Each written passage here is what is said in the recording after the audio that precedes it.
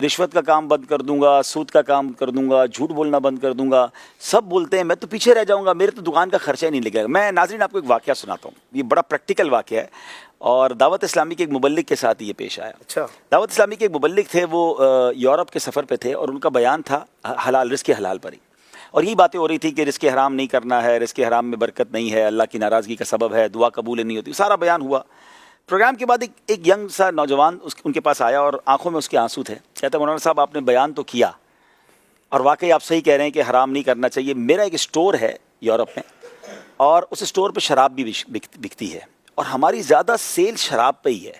اگر میں شراب بیچنا بند کر دوں گا نا، مجھے پتہ یہ حرام ہے، تو میرے نہ اسٹور کا کرایہ نکلے گا، نہ میرا خرچہ نکلے گا، میرے بچوں کا کیا ہوگا.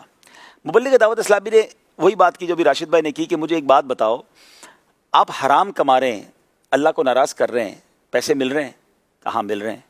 کہ حلال کرو گے تو اللہ روزی بند کر دے گا، اللہ تمہارے پیسے آنا بند ہو جائیں گے. آپ یقین کریں وہ نوجوان رونے لگ گیا. کہتا ہے مجھے بات سمجھ آ گئی ہے، بس آپ میرے لیے دعا کریں، میں یہ کام چھوڑ دوں گا. وہ مبلغ دعوت اسلامی کہتے ہیں میں تو اس بات کو بھول گیا. 1-1.5 سال بعد دوبارہ اس ملک میں جانا ہوا، دوبارہ اجتماع تھا. وہ نوجوان ڈھونڈتے ہوئے آیا، کہتے ہیں آپ میں یاد ہوں آپ کو، میں وہی ہوں جس نے آپ سے وعدہ کیا تھا. آپ یقین کریں میں نے شراب بیچنا چھوڑ دی، اللہ نے میرے کاروبار میں اور برکت ڈالی. یعنی یہ پریکٹیکل تجربہ ہے، یہ ہمیشہ ہوتا ہے. جتنے مجھے ویور سن رہے ہیں نا یا بعد میں سنیں، آپ کو یہ شیطان بالکل خیال لائے گا کہ یار حرام چھوڑ دوں گا تو کاروبار کیسے چلے گا، میں تو مارکیٹ میں پیچھے رہ جاؤں گا، میرا تو سودا ہی نہیں بکے گا، میری تو روزی اس چیز سے میسر ہے. یہ بے وقوفی ہے. مسلمان ہیں، ہمارا یہ یقین ہے، ہمارا یہ ایمان ہے کہ دینے والی ذات رب کی ہے. میں رب کو ناراض کر رہا ہوں، مجھے مل رہا ہے، میں راضی کروں گا، وہ اور دے گا، وہ غیب کے خزانوں سے دے گا. آپ کا دماغ نہیں پہنچ رہا وہاں پر، مگر وہاں سے ملے گا. اور یہ قرآن کا وعدہ ہے، وَمَن يَتَّقِ اللَّهَ يَجْعَل لَّهُ مَخْرَجًا وَيَرْزُقْهُ مِنْ حَيْثُ لَا يَحْتَسِبُ وَمَن يَتَوَكَّلْ عَلَى اللَّهِ فَهُوَ حَسْبُهُ. جو اللہ سے ڈرے، اللہ اس کے لیے نجات کا راستہ نکالے گا اور وہاں سے روزی دے گا جہاں تمہارا گمان بھی نہیں ہوگا. امیجینیشن نہیں ہوتی ہے. آپ سوچیں کہ کیسے ہوگا، عقل یہ کہہ رہی ہے، شیطان یہی دماغ بتائے گا کہ ہو ہی نہیں سکتا، مگر قرآن کا وعدہ ہے نا، وَيَرْزُقْهُ مِنْ حَيْثُ لَا يَحْتَسِبُ. اللہ وہاں سے دے گا جہاں تمہارا گمان بھی نہیں ہوگا. اور آیت کا اگلا جز کتنا حوصلہ دے رہا ہے، وَمَن يَتَوَكَّلْ عَلَى اللَّهِ فَهُوَ حَسْبُهُ. جو اللہ پر بھروسہ کرے اللہ اس کے لیے کافی ہے. لوگ کہتے ہیں یار عزت اور مزے تو پیسے والوں کے ہیں.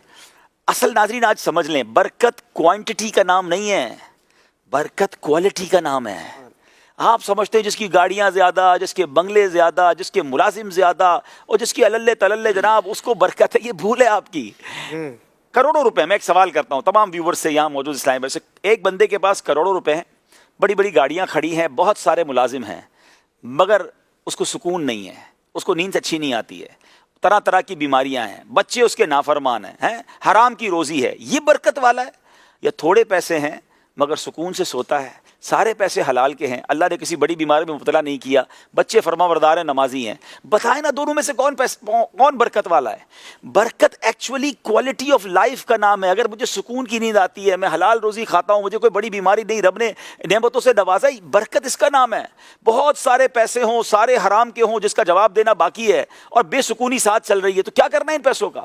لائف سکون کے لیے بندہ گزارتا ہے، نہ کہ پیسے. اچھا پیسے کئی ہماری مہندی میں کہتے ہیں چوپڑے میں لکھے رہ جاتے ہیں، رجسٹر میں ہی رہ جائیں گے. آپ ایک لمٹ کے بعد پیسے خرچ نہیں کر سکتے. ایک لمٹ کے بعد پیسے صرف آپ کے اکاؤنٹس میں ہی رہتے ہیں. آپ سونے کے دیوالے تو نہیں کھا سکتے نا، سونے اور ڈائمنڈ کے کپڑے تو نہیں پہن سکتے. ایک لمٹ کے بعد نارمل لائف ہوتی ہے سب کی، گاڑی آ گئی، اچھے کپڑے آ گئے، اچھا کھانا پینا ہو گیا، اور کیا کرو گے؟ لیکن وہ حرام کی ایک بس بڑھتے جائیں بڑھتے جائیں. ایک ہوتی ہے لالچ، ایک ہوتی ہے ہوس. سیٹھ جی کو فکر تھی ایک کے 10 کیجئے، موت آ پہنچی کہ حضرت جان واپس کیجئے، پھر سب چلا جاتا ہے.